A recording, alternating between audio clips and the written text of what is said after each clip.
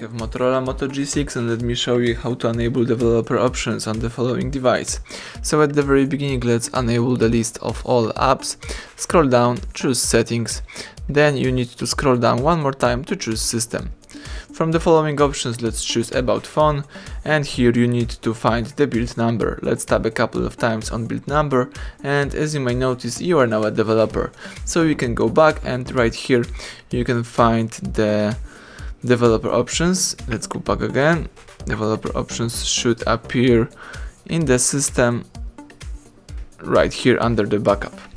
Let's tap developer options, and here you can use all the following features. For example, you can allow the bootloader to be unlocked by using OEM Unlocking. Let's use the switcher, tab enable.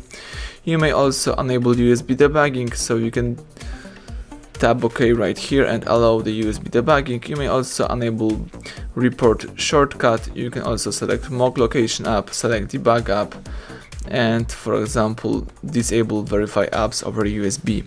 So you can use all the following features, and you may also go back and use your device in a normal way. Thank you for watching. Please subscribe our channel and leave thumbs up under the video.